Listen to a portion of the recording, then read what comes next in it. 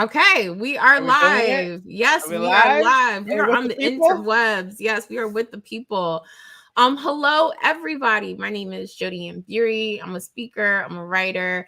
I am a partner with oneKIN on hosting this incredible event, an interview, author talk, jam session with Christina Cooke, author Let's of go. my new favorite book, Broughtupsy. Thank Okay. you. Thank you. I've been talking about this book so much, and the moment I say Broughtupsy, people are like, "Are you Jamaican?" It jumps out, right? It jumps out. That's why I love it. I don't know any other way to say. I've only heard Jamaicans say it, so I Mm-hmm. don't know how anyone else with a different accent would say it. So this Mm-hmm. is how the word is pronounced to Yeah. me, and that is how the Broughtupsy. word is Broughtupsy. Yeah. Exactly. You Yeah. gotta it gotta come from the soul. Right? Right? From the gut. From somewhere deep. So thank you so much for being here.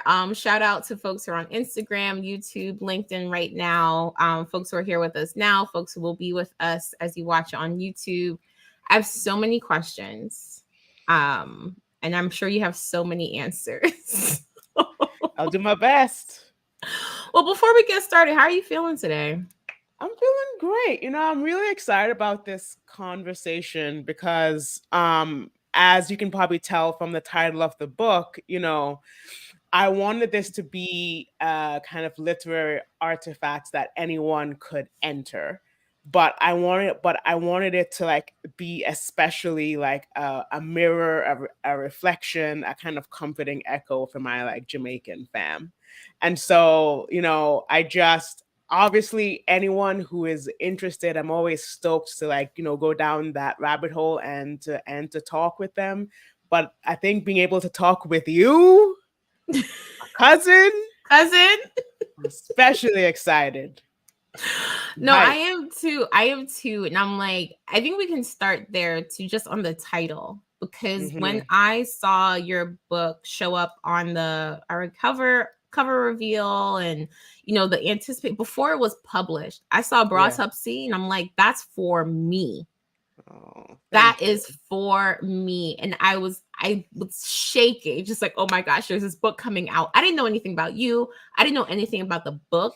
But for someone to title their book Broughtupsy, Hmm. they are talking to me. They wrote this book for me, Specifically for Jodi-Ann Burey. specifically for, and every single page, I felt that.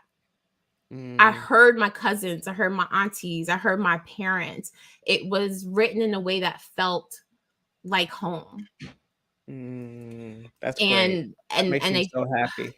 I think that makes me happy, and thank you because it's been unlocking my own process of kind of rehoming myself and thinking deeply about my Mm, relationship to Jamaica as someone hmm. who was born there in Hmm. Spanish Town Hospital but brought to New Still there. York, still there, and brought to New York and raised there for, Hmm. my whole life. So Hmm. I Hmm. felt that main character really deeply. And I think, and we'll get into this, but jealous of her in some ways as well. Interesting. Yeah, I definitely Yeah. want to hear more about Yeah. that. We'll talk about Um, that. Yeah. Go ahead. but just to give a little bit of context for people jumping in who are just like, all right, that's a dope title, but like, what is this book about? Please tell Um, us. Tell us. yeah, so Broughtupsy, it's told from the first person, and it's basically a kind of like sensory rich atmospheric account of a queer young woman named Akúa who is returning to the island, going back to Jamaica for the first time in 10 years. The occasion that has kicked off this kind of epic trip is that her younger brother, Bryson, has recently died of sickle cell anemia, and she's heading back to reconnect with her estranged older sister as a way to kind of like reconstruct her family. So it's so this idea of reconstruction, of exploration, of, you know, putting together, making anew from the kind of past, from the pastiche of past and present, that is very much the like ethos, the thematics, the kind of like overall mood and goal of Broughtupsy. Yes, thank you for that grounding. I want to start there because it's kind of like you're talking a lot about migration, and there's Mm-hmm. almost this hero's quest of a reverse migration in a Mm-hmm. way. Mm-hmm. And so Akúa is 20 years old when we meet her in Mm-hmm. present day. Mm-hmm. And I realized at some point during the book that she is at that tipping point Mm-hmm. because she spent 10 years in Mm-hmm. Jamaica, then for the next 10 years spent time in the US and Canada. Mm-hmm. And so this question of what is home, like Mm-hmm. her staking claim on, Jamaica is my home. Well, you're kind of half and half now, right? Yeah, yeah, yeah. Right? For real though. For real. Right? Exactly. And so, I'm curious, like, what are some of the themes about home, migration, and placemaking that's happening in the book? And I want to speak specifically about Akúa's kind of posture of belonging Mm-hmm. as she's trying to stake claim of, I am Jamaican. I was Yeah. born here. This is home. Yeah. For sure. Yeah, I'm very fascinated with this idea of like posturing over belonging, as I think that it really informs so much of like our cultural sense of self and how well we are able to like A, have peace within ourselves, and B, be able to like accept and embrace other people, you know. And kind of like the root of all that really got me thinking was actually just like linguistics, right? This idea that you are Jamaican dash American, but there is so much that lives within, so much richness, so much dynamism within that dash, right? Right, off that kind of like connecting line between one sense of self and another. And that is the crux of this novel, right? That is the crux of this novel, is that the world would want you to be very neatly one thing or another, right? The kind of like cultural conversations loves to put people into buckets, right? You are this or this. You are that or that. But that's just not true, right? Even if you are someone who you spend your entire life in just one place, you contain contradicting multitudes, right? And so this idea that you can ever be cleanly, homogeneously one thing is super false. And it's really thrown into high relief, and you can really see it in like immigrant stories.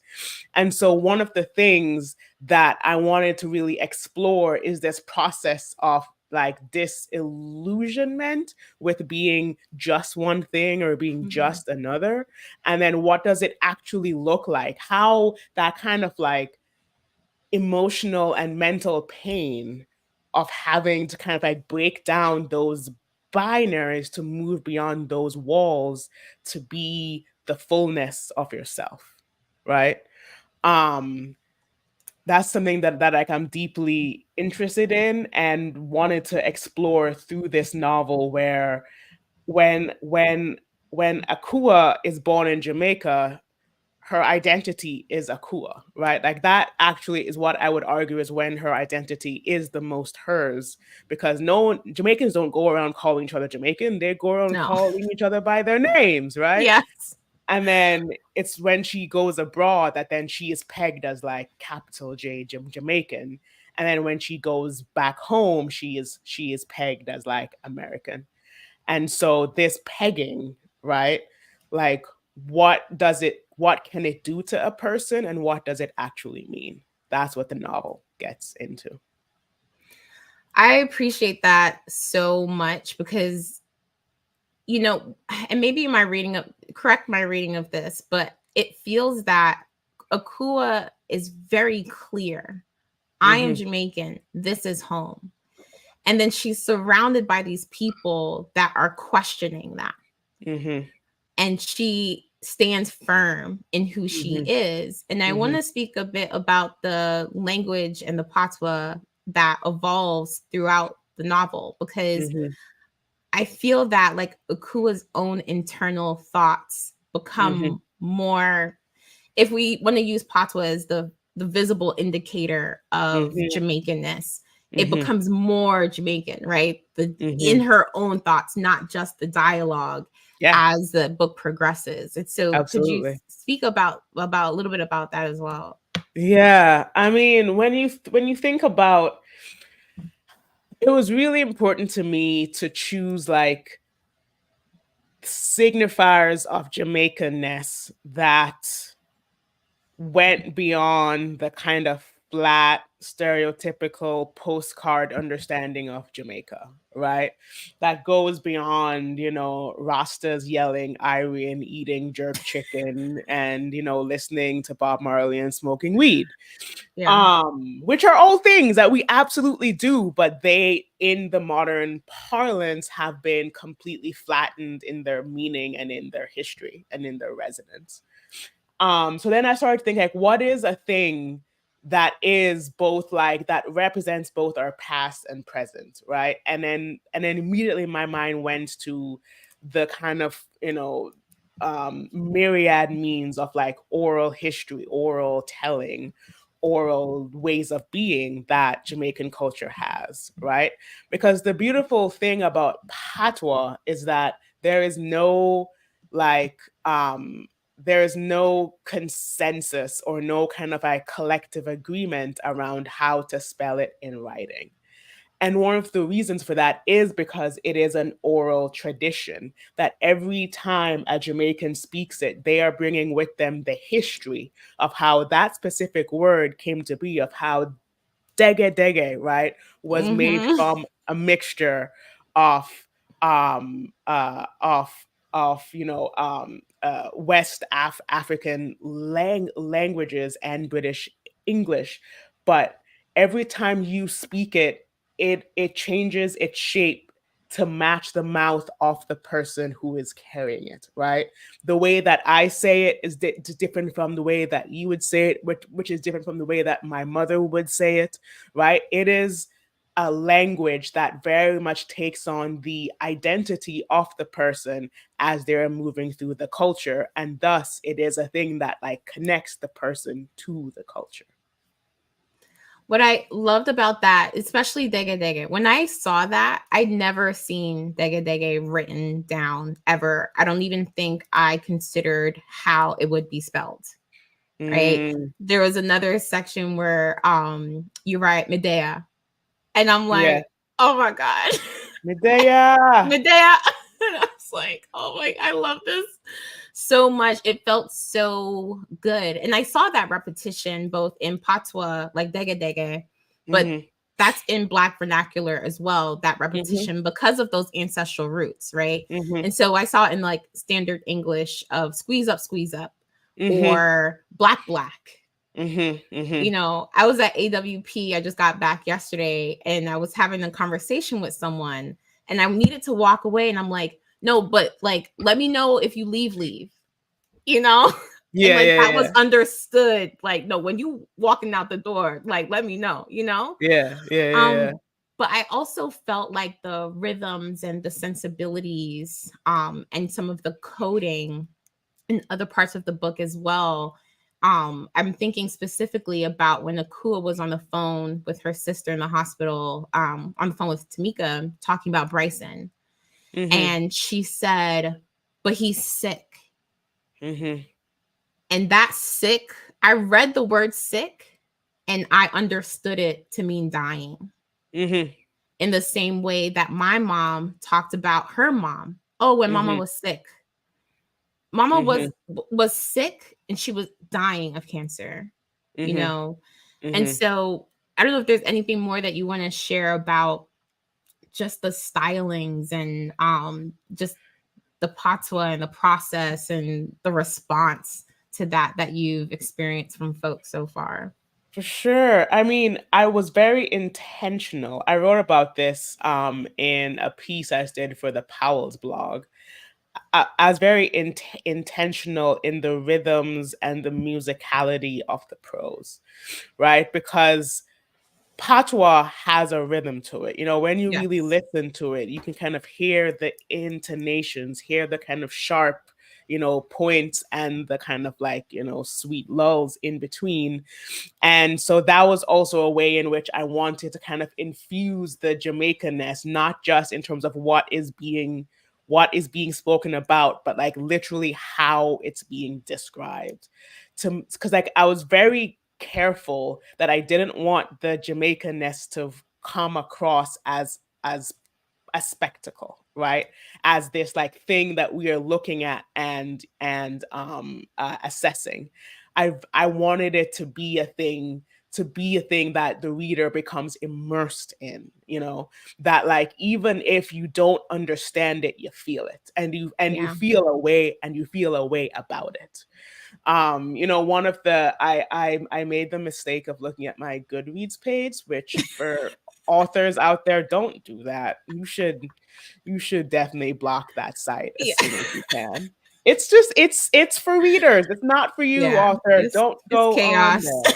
Yeah. But I went on there, and one of the recent reviews was from someone who was like, "Oh, I don't understand all of the repetition in this book. What a frustrating reading experience."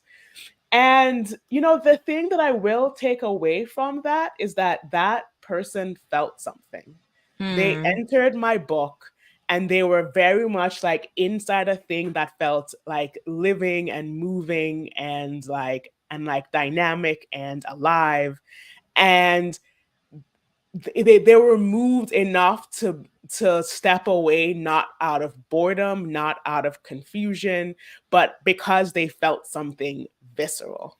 And so even in that response, that to me signals that the book is working, right? It does That work. you can feel something, that it is alive enough that you're just like, no, right? That it is clear enough, that it is concrete enough, that it is like crafted enough that you can look at it, engage with it, and decide that that is not for you. I was saying to a friend that, I think the worst thing is not to be disliked. The worst thing is to be ignored. So Oof. thank you, whoever that was, for not ignoring me, or for simply just walking away out of boredom. But yeah, the rhythms, the repetition, it's very Jamaican. It's very ours. It's in our music. It's in our food. It's like this idea of like returning, but returning anew. That is very much a part of Jamaican culture. And so I wanted it to exist at every level of the story, at the level of the kind of like psychic imagination of the main character, of the language itself, of what we are seeing, of the structure. I wanted that to be a thing that repeats throughout. So would you entertain me if I read a little bit? Go, go, Okay. go. What's up? I was chatting with Jenny from oneKIN before this, and I was practicing with Shout out, her because Jenny. shout out to Jenny and shout out to oneKIN. I was saying to Jenny, I was like, I've never spoken patois into a microphone before. Let's hear it. I'm excited. What up, fam? God help me, Jesus. Come through. Come through. Okay, I want to read this passage. It's very short, Okay. but I think it speaks to the repetition, Mm-hmm. but to the point that is not spectacle. It is Mm-hmm. well crafted. This part I've been calling the beep poem Ah, yep, every yep, time yep, I yep. think about it. Mm-hmm. And it has so many 3 points. So I actually want to stay here a little bit on this because I want to talk about duality and grief Yeah, and please, memory. please. But as you talk about the viscerality of your book, I think there are two main senses that pop up to me. Mm-hmm. One is smell and one is Mm-hmm. sound. Mm-hmm. And so I want to just give viewers an example of the sound. And Mm-hmm. again, the patois is rusty over here. Okay. Nah, I bet you're gonna get in there and it's gonna just jump out. It's rust right here. So like so this is on page 36 for people who are following along. Okay. Beep beep. A horn goes. Two taps in quick succession, implying move naman. Beep beep beep. Another goes, saying, "Excuse missus, move up a little and make me pass." Beep, saying, "Boy, you trying to kill me? Take time round that the corner, sir. Medea." Beep, beep, with every honk of the beep. Tamika too, beep, beep, announcing, "I'm here. I'm here, so don't hit me. I'm here, so let me through. I'm here, so move up and make space."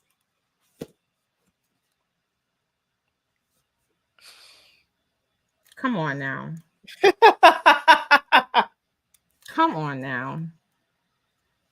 It was really Come like, through, oh, that poet. was really special hearing it from you. That made me really happy. That's I've only ever heard that in the voice in like the critical voice in my head, and to hear it from you, it just sounds like magic.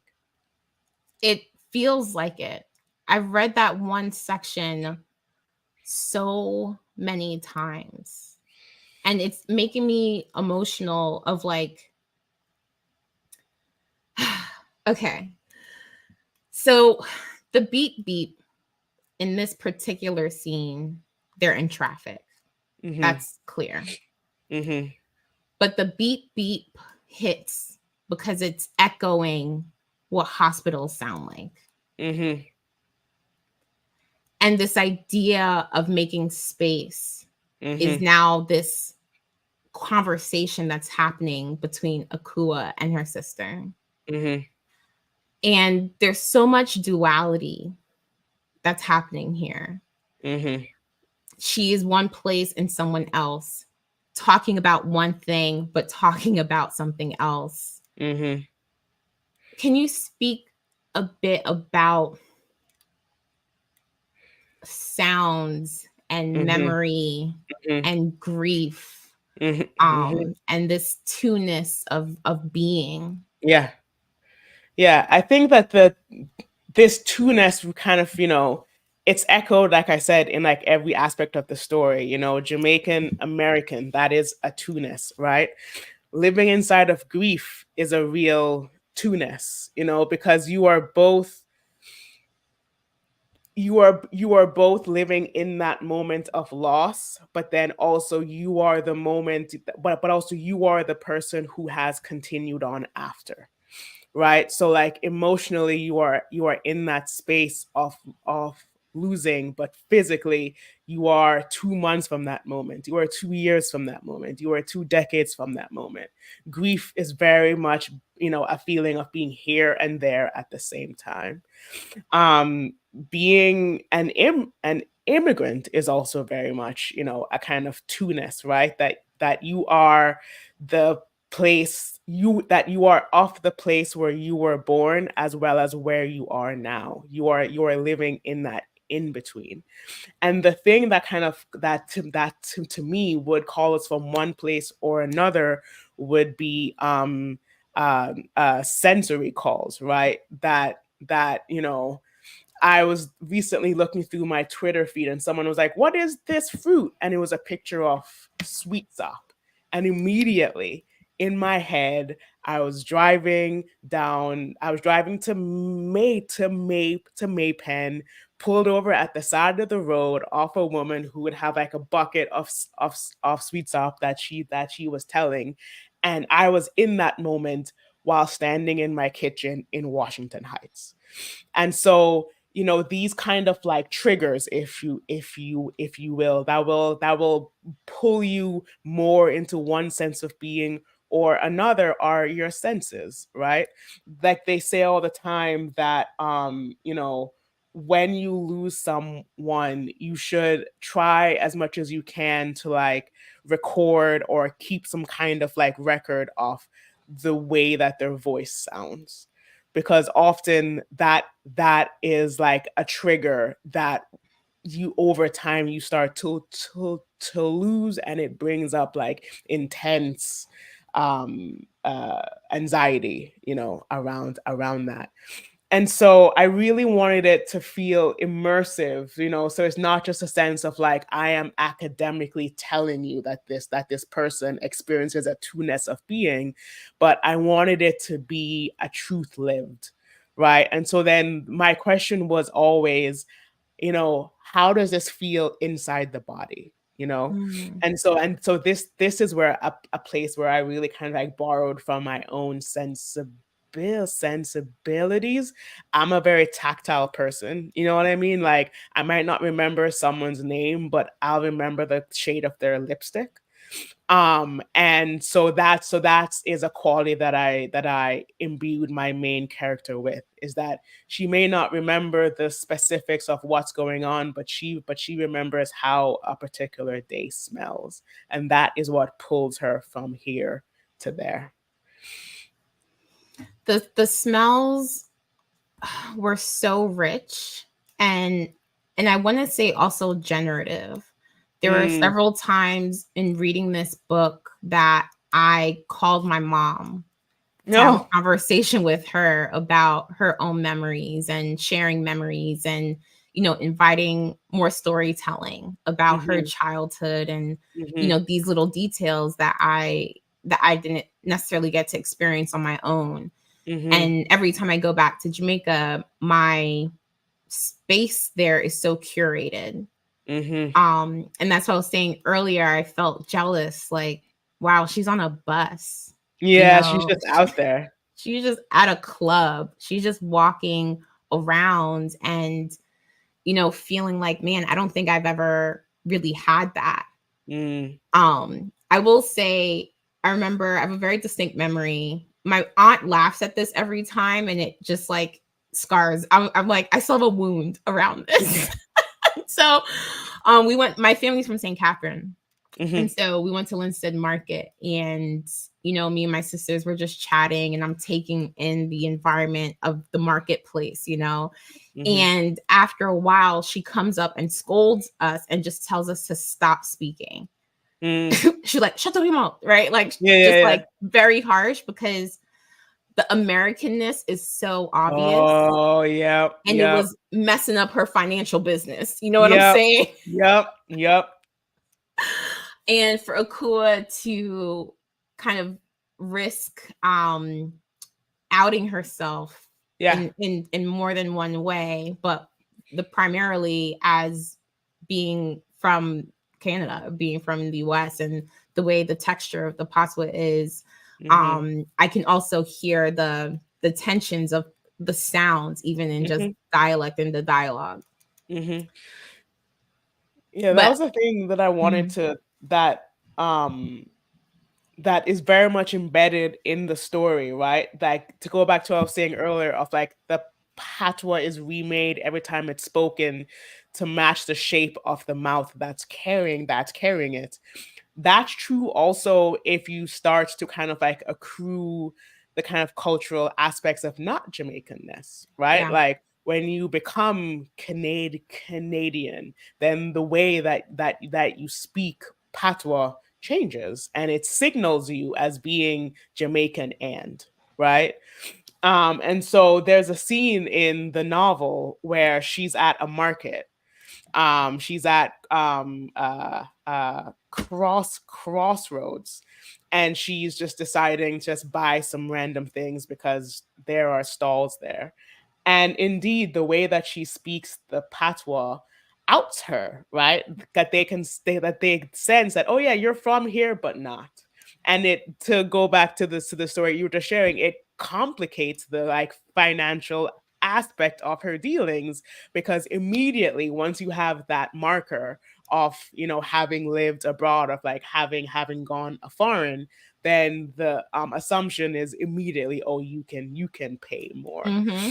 And so and in that moment, I wanted to show how the friction between that two-ness is not just this big philosophical thing, you know what I mean, that throws you into an existential, abyss, but like it's in these little moments. It is like a lived experience. It is a thing lived every day. It changes the cost of the bulla from $100 Jamaican to Yep. $500 Jamaican, right? Yep.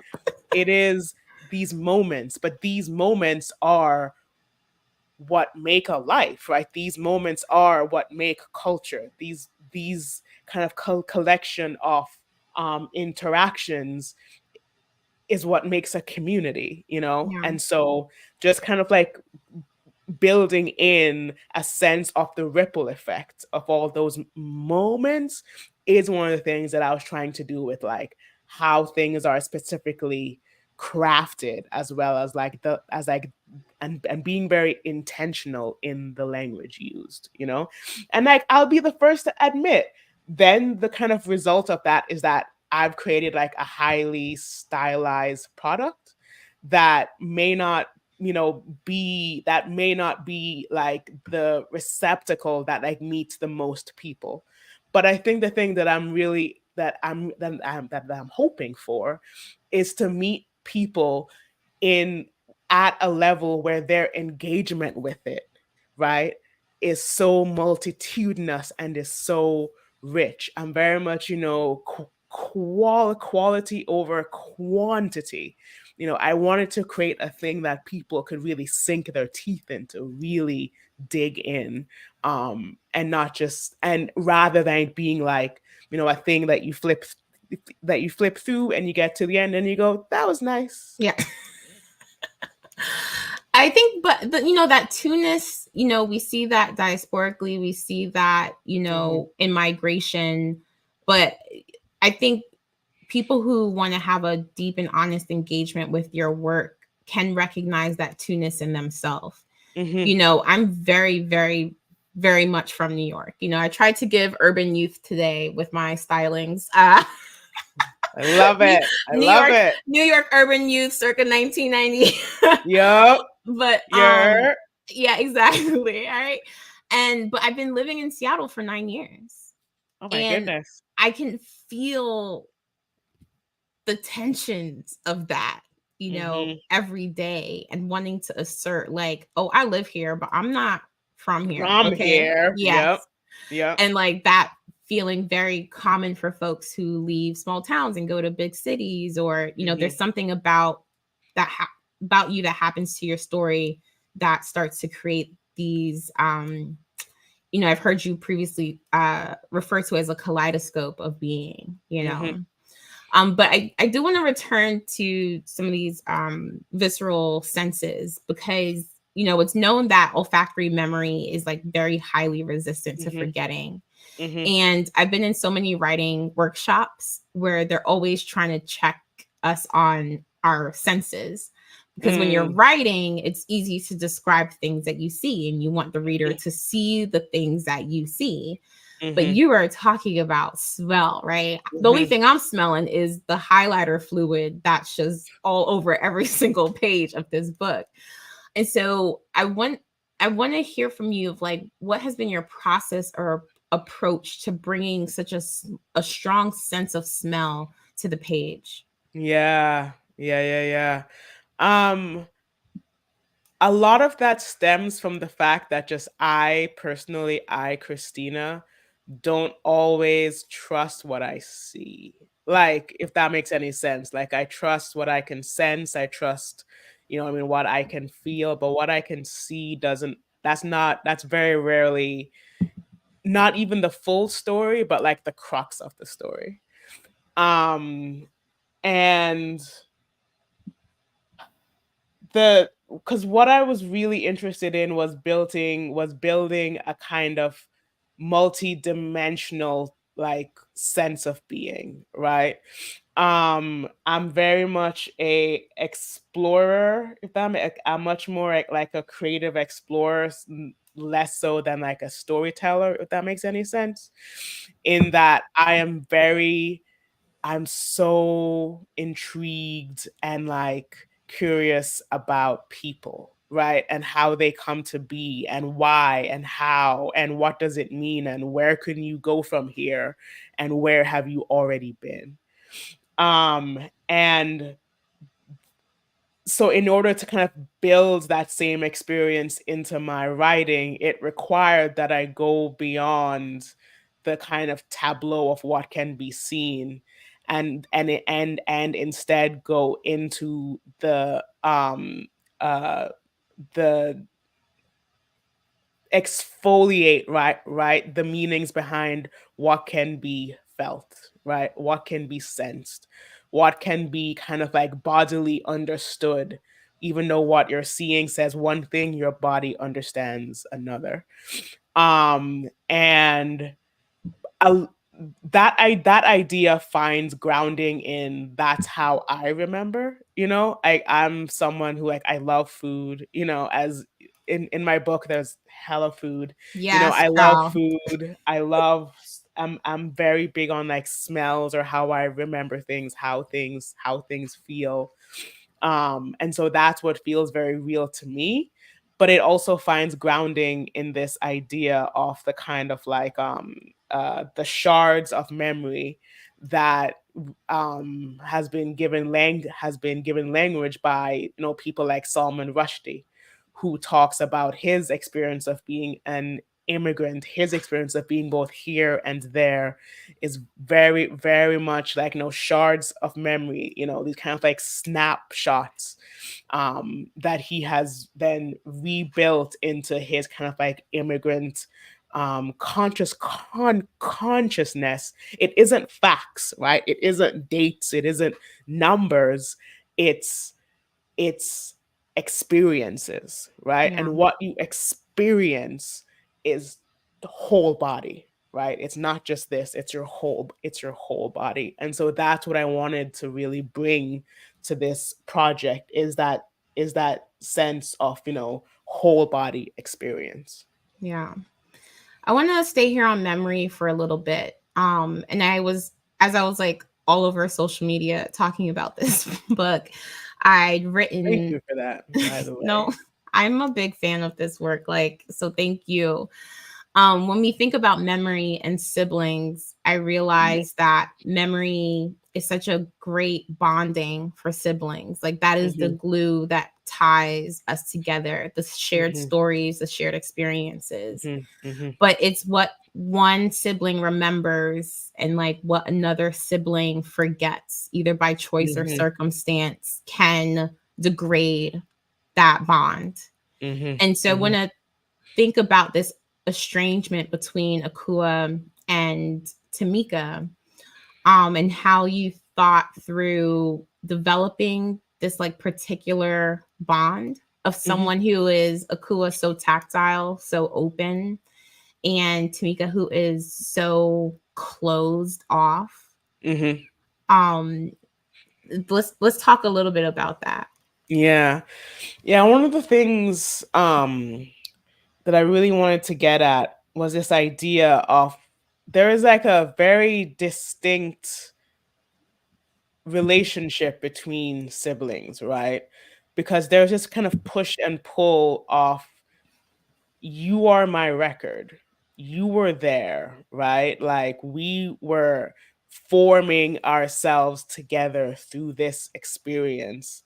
I can describe my memories to other people. I don't need to describe them to you because you were there. You were there in that moment with me. At the same time that how Akúa experienced something and how Tamika experienced something, right, are worlds apart because they're different people, right? They have Mhm. different ways of cataloging those experiences. For Akúa, it's through the senses. For Tamika, it's about like the meaning of what's been said or what's been done, right? So Mm. like very much like the head versus the heart in that sibling relationship.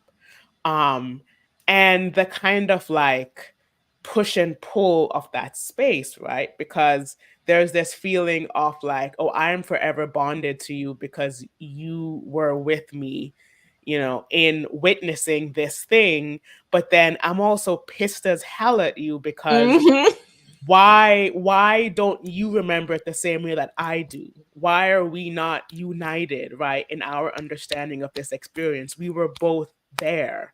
We are like, so this thing of they are forever connected because they were both there, but then they're always in tension, in friction, because they have such different experiences from being there, right? And so the thing that really makes that salient in the novel, that gives it like a very um uh clear contours, is this question of grief, right? Mm, Because they've both lost family members. They've both lost their mother and their brother Bryson. But each of them feels one of the losses stronger than the other does. And they each, it's interesting, grief makes you very territorial, right? It makes you yes. very like protective. It makes you like on high alert, right? Over the memories, over the fact, over the richness and the depth of what is left of that person, because you know that it's a finite resource. They are not here anymore. They are not going to make any more memories with you. What you have is what you have. And so we see that kind of thrown into high relief in the novel, where Akúa feels intensely territorial um over her grief of her brother, and then Tamika feels intensely territorial over her grief of their mother, right?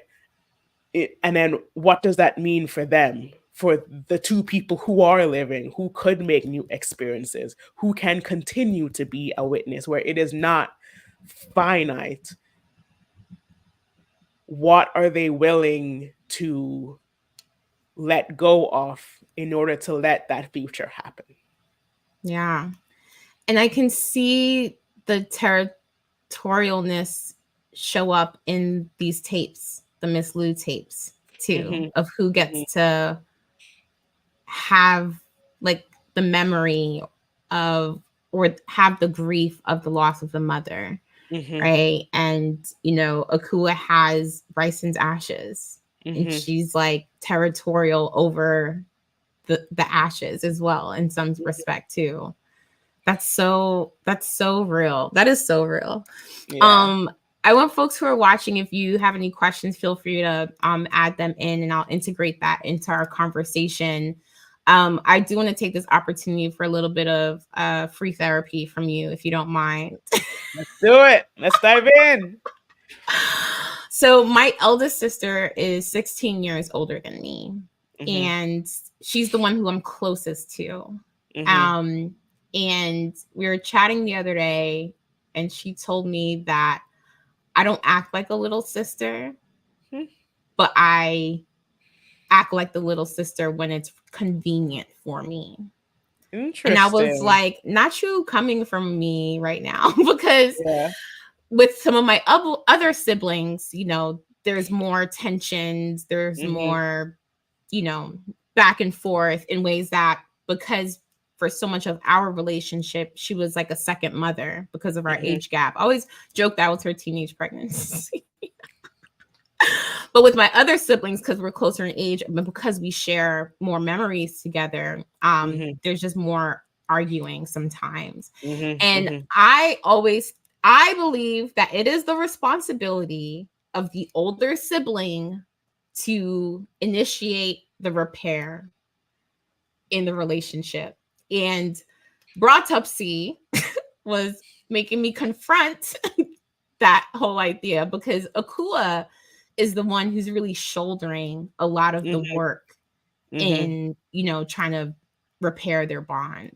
So mhm, I don't know mhm. what your take is on that, but I'm just like, that's how I feel. Yeah.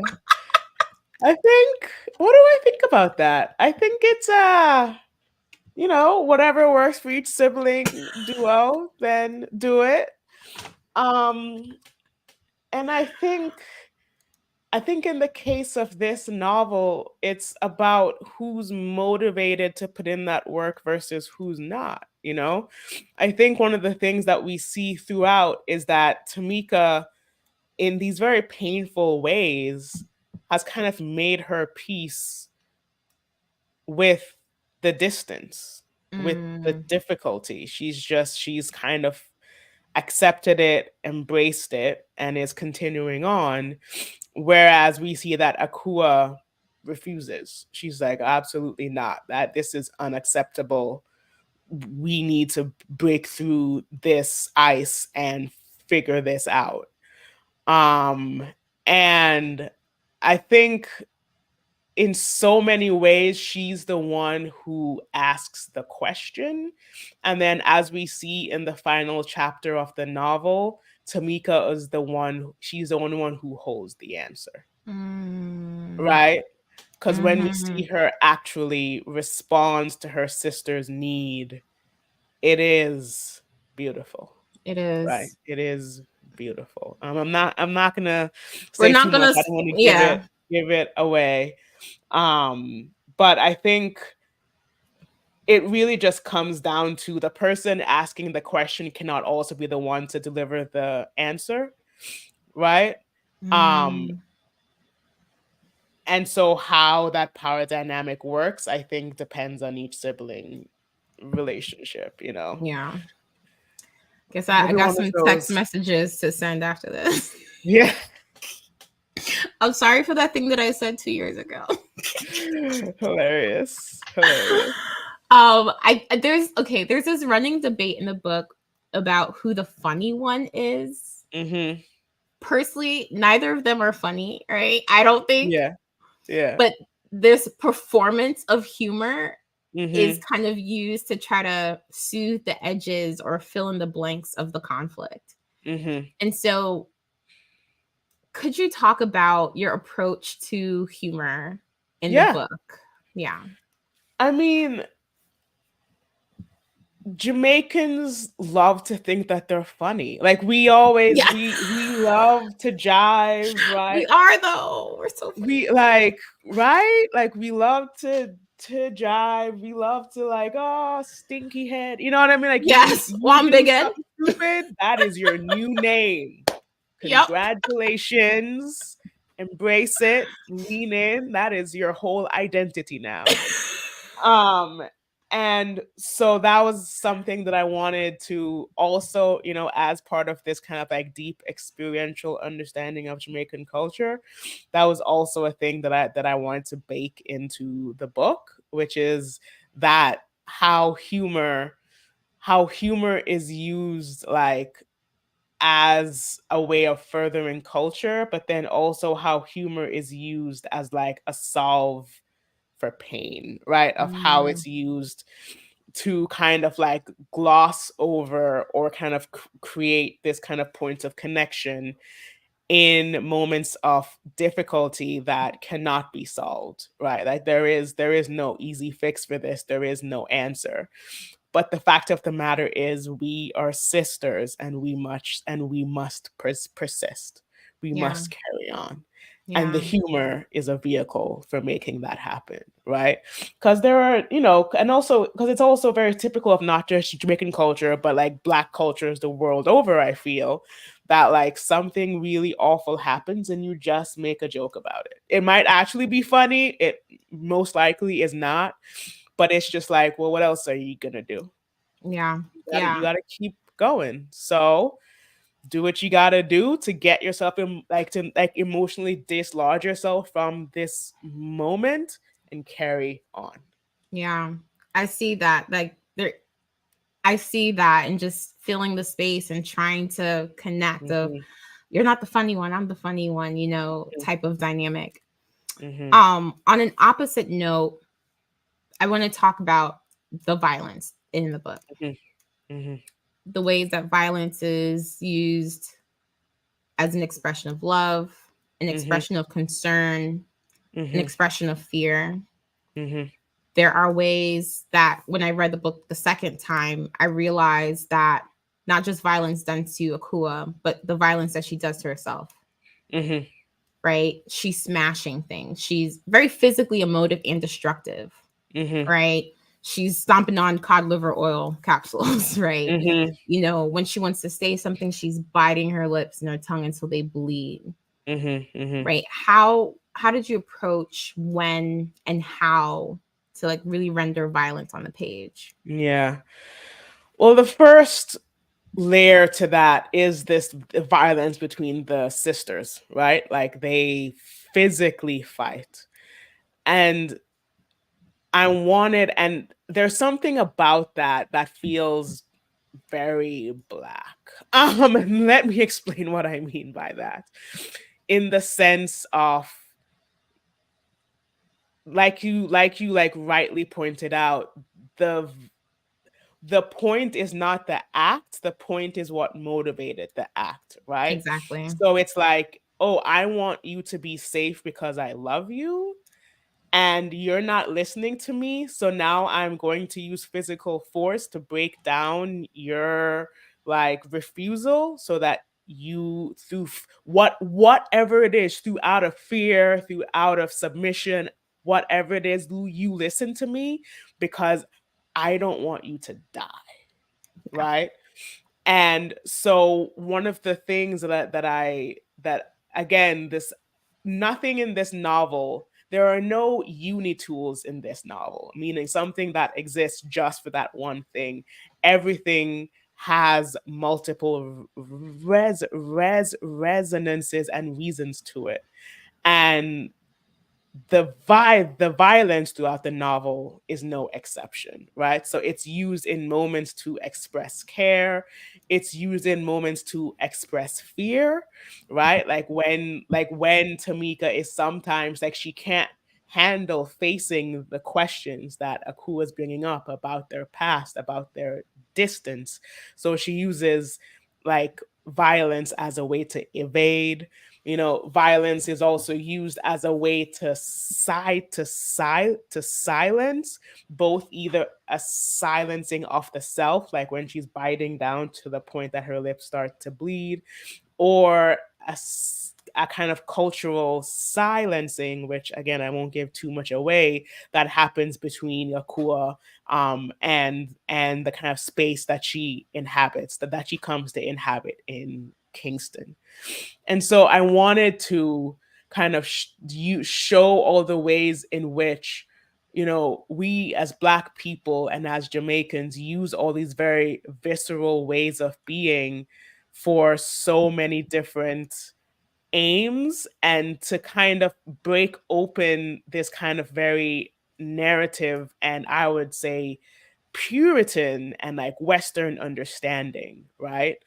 Of um, violence as inherently evil. It is not. It is simply a means of expression, right? And what you're trying to express can fall along this broad spectrum from love to pain. Yeah. Yeah. I thought it was handled in unpredictable ways. I didn't expect it, but as it was unfolding, I'm like, I know exactly what's happening here. Mhm. And so I think just on a craft level, the way that you rendered it was just really impactful. Thank And you. yeah, so thank you so much for that. Because I know maybe it can be difficult to do that, especially when they're mapping onto stereotypes of different communities and Mhm. violence. In our last few minutes, I'm curious if there is any parts of this book that is sitting in some orphaned file somewhere that either you miss or you're glad that you got rid of. Um, there are for sure. That's a diplomatic response. That's funny. Yeah, I mean, I've been working on this novel over the span of 13 years, not continuously. There was like a 2.5, 3 year spot in the middle when I did not write at all. And then there was the 3 to 4 years spent when the novel was out on submission and I wasn't actively working on it. So it went through many iterations over those years. And I think one section that at the time that I wrote it, I was very much in love with, but now I'm actually quite thrilled that it ended up being axed, or rather that I axed it, is I had this whole like coming out scene where Akúa realizes that she's queer and she's like, and she's like, oh, she's like conflicted with it, and or confronted with it for the first time, feels very conflicted and goes through all of the machinations before finally being like, oh my God, I think I might be gay. Mm-hmm. And looking back, I'm really glad that I cut that, because I'm so grateful to the history of the literature and to the place where we are now, where that's no longer a necessary aspect in order to uh, have your book be queer. That now, that's been so wonderfully and thoroughly rendered on the page that I can refer to that in shorthand and keep it moving. Yep. And so I'm really grateful that I cut that, because I think it would have eclipsed so much more of the subtle nuance in the novel and turned it into like a coming out novel, which it is not at all, right? It is very much like, I describe it as a coming to consciousness, right? That Akúa is coming into the fullness of her consciousness as a Jamaican immigrant queer woman, right? Mm-hmm. Which is not the same as coming out. And so that's one section that is sitting in a trash bin, Yeah. or I guess now it's in recycling Yeah. somewhere. I'm very glad that I made that decision. No, I totally see that. Even those little snippets. I will say, when Ginnip gets introduced, I was like, it's hot in here. Is it hot? Yep. You hot? I'm hot. Like,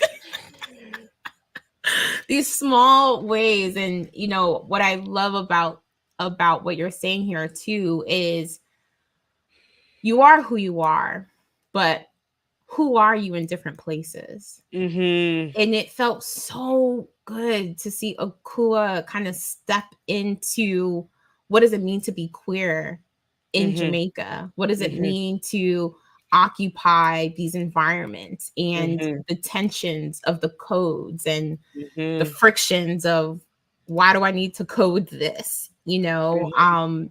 I think I'm not shying away from the conversation. I just, a lot of that happens in the latter half of the book. Mhm. And I personally don't believe that you can spoil a book, but I know some people are like real particular. So I'm so, Yeah, yeah, yeah, for but sure. I do I appreciate kind of the shift that you made there, because the way that it shows up is just so textured. It's so present, Mhm. Mhm. and I don't know if I've read that before, for Mhm. someone who's like in, their early 20s. Yeah, thank you. um so thank you so much for that. Okay, we're at time, but I do want to ask, what are you looking forward to, now that the book is out in the world? It's only been a couple Honestly, of weeks. I know it's been 3 weeks now, I think. Yeah, three Wow. weeks. I think the thing that I'm looking forward to the most is are more conversations like this. Like when I was in the pre-publication period, and I done lots of like, because there's like months between when you finish your edits and like it's actually like a book that you can hold in your hand, when it's wonderful time for you to sit around and be anxious, and Yes. fall into pits of despair. It's fantastic. It's lovely. Thank Oh you, yeah. Catapult, for that Uh-huh. experience. But one like it did give me an opportunity to really like think, okay, well, what do I want from this? What do I want from this publication experience? And